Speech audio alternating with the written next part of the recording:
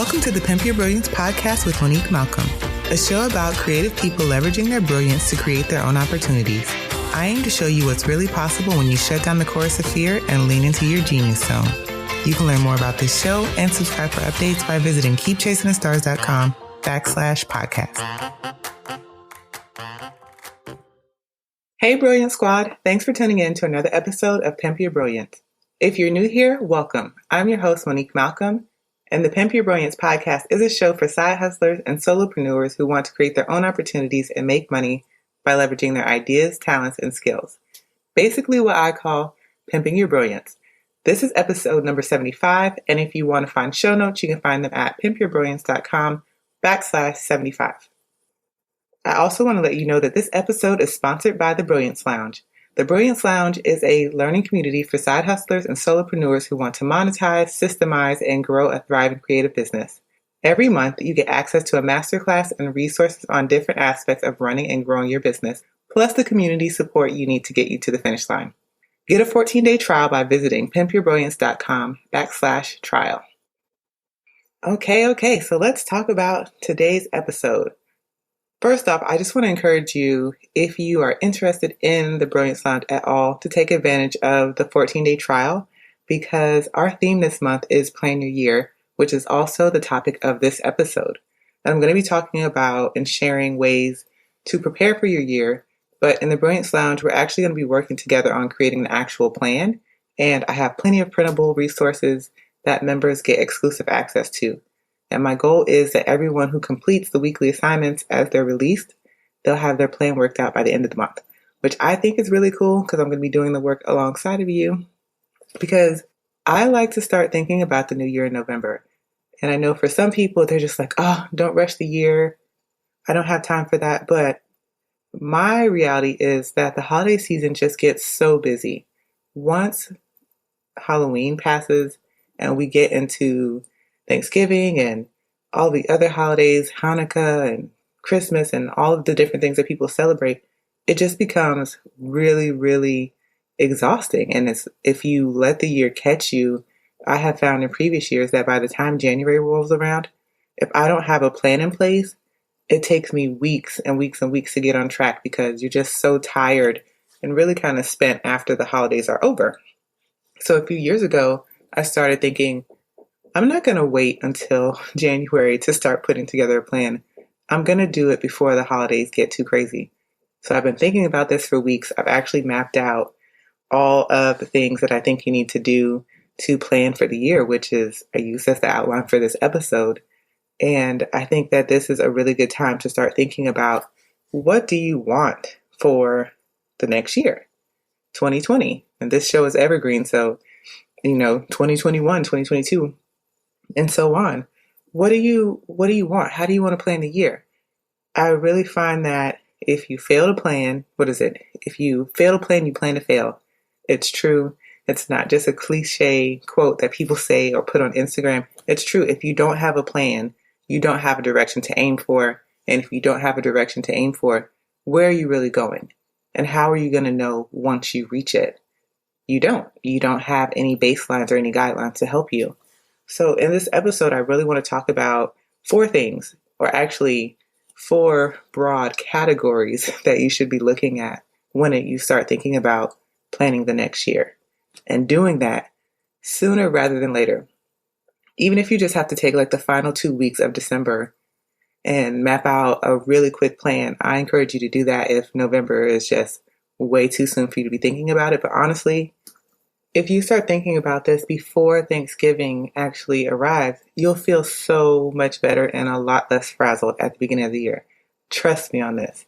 Post-holiday slump is real, and it's not a great time to be thinking about what you actually want to do for your business in the coming year. Okay, so let's dive into how to plan your year. And let's start at the top. Before you can start looking ahead, you have to look back. So the first thing that I suggest you do is review your year. That starts with doing a recap. What were the highs and lows of the year? This is where a lot of content creators like to create blog posts or podcasts or videos about some of the things that happened in the year, doing a rundown of 10 things that happened this year or 12 things, maybe one for each month. But if you just think about it in those terms, what happened this year? Really kind of going back through and thinking about all the things that happened. Pulling all the important metrics for your business and analyzing that data. So it could be money in and money out, social media followers, website visitors, or podcast downloads, whatever metrics are important for your particular business that you've been tracking throughout the year. Look for patterns. Where do the numbers look really good?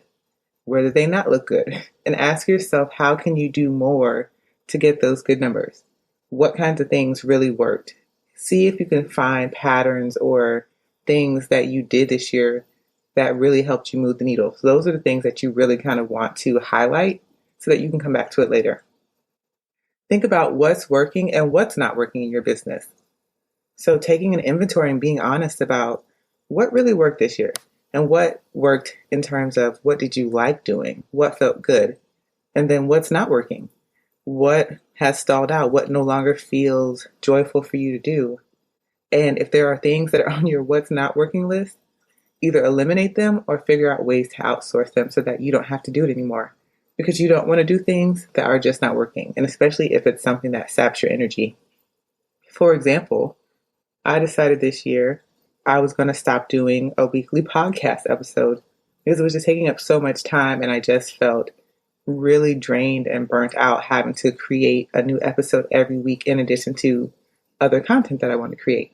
So I dropped down to a bi-weekly show. And let me tell you, I feel so much better about that. Sometimes I wrestle with it, but the reality is I just like having to produce less content. So that works for me. And that came from really thinking about what was no longer working. Look for areas that you can improve. So if there are things that you really notice you were kind of slacking in or that you fell off, where can you improve? And then the last thing you really want to look at is, what were your biggest wins for the year? And figure out a way to celebrate yourself if you haven't already done that. Or maybe just celebrate yourself again, because as people who are so busy, especially creatives, solopreneurs, side hustlers, people who are trying to build these businesses, we don't give ourselves enough credit. We have wins and we just try to skate by them as quickly as possible. And I want to encourage you to stop doing that. Celebrate yourself. Give credit where credit is due. Toot your own horn and don't be embarrassed about that. So definitely celebrate any wins that you had for the year. The second area that I want you to look at is money goals and setting some money goals for the year. So some of the things that you might want to take a look at is, what were this year's revenue numbers?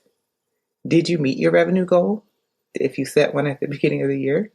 And if you didn't, where did you fall short, or how much did you fall short? If you did, awesome. Again, celebrate yourself. Did you exceed it? Did you meet it? Like, where did you fall? What do those numbers look like? And this is where you have to be real about your business. There's no time to be afraid of the numbers when you run a creative business, especially if you are a team of one. You need to know your numbers. You need to know how much money is coming in. You need to know how much money is going out. You need to be really clear about what's generating revenue and what's not generating revenue. Because if you're not making money, you don't have a business. You have a hobby. And if you're investing in a lot of tools and other things like that, you have an expensive hobby. So you need to really know what numbers you have and figure out, if the numbers fall short, how much are they falling short? And what can you do to change that? Once you have reviewed the year's numbers and the year's revenue, the next thing I would suggest that you do is choose a revenue goal for next year. How much money do you want to make? How much do you want to generate? I learned a really great strategy for coming up with revenue goals from Megan Hale. She has this really wonderful workshop on creating GGB goals, which stands for good, better, best. And the workshop is free, so I will link to it in the show notes so that you can take it if you would like. But basically, she says, set your good goal. So that's like your minimum goal. How much do you minimally want to make next year? Like the absolute minimum. And if you are trying to go full time, your minimum goal should be how much money you need to make to leave your job. She goes through the whole process. But anyway, your minimum goal, your better goal, so that's stepping it up a bit, and then your best goal. And her whole thought process is, if you land anywhere on this spectrum of good, better, and best, you had a successful year, because at minimum, you've met your minimum goal, which would cover your monthly expenses. And if you hit your best goal, then I mean, you really knocked it out the park. You did a really great job. But she has a whole process for coming up with those numbers and what is the minimum amount of money that you need to make, and um, how to step up or increase those amounts for the better invest in a way that feels good. So I highly recommend you take it. After you've chosen your revenue goal, it's time to break that goal down and think about what do those numbers look like quarterly and monthly. Because if you wanted to make, let's say, $60,000 in a year, how much do you need to make a quarter? You need to make $15,000. And then you think about how much do you need to make monthly. Just trying to do some quick math, I would say you would need to make a little bit over $3,000 a month um, to hit that number. Or what is it? Maybe like 3,100. I don't know what the math is. I didn't do the math, but you need to figure out what those numbers look like. And the reason why is because you really need to start thinking about how is your pricing or how is what you're offering helping you hit that minimum monthly goal. So if you need to make $3,000 a month, what does that look like as far as products sold and offers or services sold? How much do you need to sell? Maybe do you need to raise your prices or bring on more clients? And if you need to raise your prices, by how much? You can only make those kind of determinations when you actually know what numbers you're aiming for. And then you can start breaking it down. If you need to make $3,000 a month and you have packages that are $500, great, you need 6 clients. If you sell smaller products, then you need to move a whole lot more a month to get to that $3,000. But you need to know what do those numbers look like to even begin to put together a plan for that. And this is something that I used to be super duper guilty of. I would put out these money goals and then not have any idea of what those numbers look like, how much I needed to sell, how many people I needed to get my products in front of in order to sell that many things. So here's something that you can do that's like a really quick math equation to help you figure out some of these numbers. So once let's just say you sell planners like myself, and let's say you want to sell 30 planners in a month. Well, you need to get in front of or get that product in front of a good amount of people to sell that 30. So let's think briefly about conversion rates. Industry average conversion rates is about 1 to 3%. So that's for every 100 people, 1 to 3 people are going to purchase that product. That's the percentage. So if you wanted to sell 30 planners in a month, then you need to do some math. So let's just say your conversion rate average is 2%. So to sell 30 planners in a month, that would mean you would need 1,500 people to see that product. 1,500 people to see the landing page for that product in hopes that that 2% conversion rate holds true, and then you would sell 30 planners in a month. So when you're thinking about your money goals, keep that in mind, especially as we transition into our next topic, which is determining your content needs, because your content is really going to drive those people to your offers and to your products. So you really want to be thinking about creating content that is driving people to your products, to your landing pages, or getting them on your email list. So when you're thinking about content needs, the first thing that I suggest you do is go back to the platforms that you are using. And again, once you analyze those numbers in step 1, you'll have a better idea of this. But, what are you going to focus on as your main content platform? Is it still going to be your blog? Is it going to be your podcast? Is it going to be a YouTube channel? Are you going to do more lives? Like, what do you want to be your main content platform? For me, it's the podcast. And then you want to think about which supporting platforms are you going to use. So it could be Instagram, Twitter, Facebook, whatever. And then once you figure out your main platform, and then I suggest you pick 2 supporting platforms. So whatever those are going to be, how often are you going to create and post content for them? Do you need to make any adjustments to your schedule or switch up your workflow to make sure that you can create the content and post to these platforms consistently? Because right now I'm seeing so many of us are creating so much content, and it's really great content, but it doesn't have a purpose. We haven't really thought out, how does this content lead our ideal audience to the next step?